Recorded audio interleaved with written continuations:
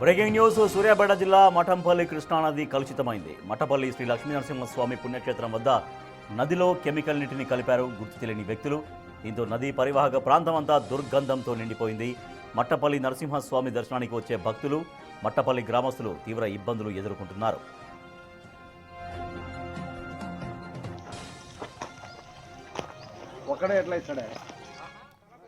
కృష్ణానది నుండి మట్టపల్లి పరిసర ప్రాంతాల్లోని గ్రామాల ప్రజలు ఈ నీటిని తాగునీటి అవసరాల కోసం ఉపయోగిస్తారు. ఈ గ్రామాలకు మిషన్ భగీరథ నీళ్లను సైతం నిలిపివేసినట్లు అధికారులు తెలిపారు. దీంతో ఈ గ్రామాల ప్రజలు కలుషిత నీటిని తాగి తీవ్ర అనారోగ్య సమస్యలకు లోనవుతున్నట్టు తెలుపుతున్నారు. అయితే నదిలో కెమికల్ను ఎవరైనా కలిపారా లేక కృష్ణా పరివాహక ప్రాంతంలో ఉన్న సిమెంటు ఇతర కర్మాగారాల నుంచి నదిలోకి వస్తున్నాయా అనే దానిపై అనుమానాలు వ్యక్తమవుతున్నాయి. సంబంధిత అధికారులు తక్షణమే చర్యలు చేపట్టాలని భక్తులు, స్థానిక ప్రజలు కోరుతున్నారు. నదీ పరివాహక ప్రాంతంలో చేపల వేటకు కూడా ఆటంకం ఏర్పడుతోందని మత్స్యకారులు చెబుతున్నారు.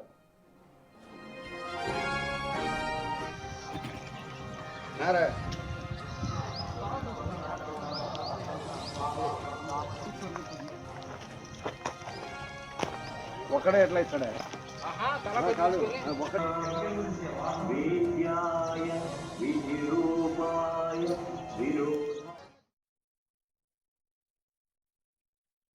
మట్టపల్లి దేవస్థానం శ్రీ లక్ష్మీనరసింహస్వామి వారి కొలువైనటువంటి క్షేత్రంలో గత కొన్ని రోజులుగా కృష్ణానది జీవనది కలుషితమైనది. కావున ఇది ఎవరు చేశారు, ఎట్ట చేసినది మరి తెలియదు. కానీ ఇక్కడ ఉన్నటువంటి స్థానికంగా ఉన్నటువంటి గ్రామ ప్రజలు, దేవస్థాన సిబ్బంది, ప్రతి ఒక్కరు వచ్చిన భక్తులందరూ కూడా ఈ నీటిని తాగటం వల్ల, తర్వాత ఈ వాసన చాలా దుర్గంధంగా వస్తుంది. వాసన కూడా వాటి వల్ల భక్తులకి అందరికి కూడా అనారోగ్యం పాలవుతున్నారు. దానివల్ల ఊపిరితిత్తుల బాధలు, ఇంకా రకరకాలుగా ఇబ్బందులు కూడా పడుతున్నారు. మొన్ననే దేవస్థానం చైర్మన్ గారు, దేవాదాయ ధర్మాదాయ శాఖ వారు, అట్లానే ఇరిగేషన్ డిపార్ట్మెంట్ వాళ్ళు వచ్చి మొత్తం ఇది అసలు ఎక్కడి నుంచి వచ్చింది ఏందనేది మొత్తం కూడా వాళ్ళు పరిశోధన చేసి చూశారు.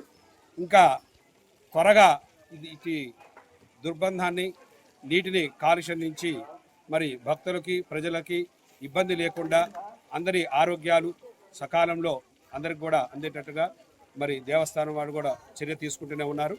త్వరగా మీ ద్వారా కూడా మరి ప్రభుత్వ దృష్టికి తీసుకెళ్లాలని కోరుతున్నాను. ఈ మధ్యకాలంలో కృష్ణానదిలో ఏదో కెమికల్ కలిసిందని, ఆ వాటర్ వాడటానికి వీల్లేదని ఆర్డబ్ల్యూ సంబంధిత డిపార్ట్మెంట్ వాళ్ళతో, మిషన్ భగీరథ వాళ్ళు కానీ ఆర్డబ్ల్యూ వాళ్ళతో కానీ మాట్లాడినాం.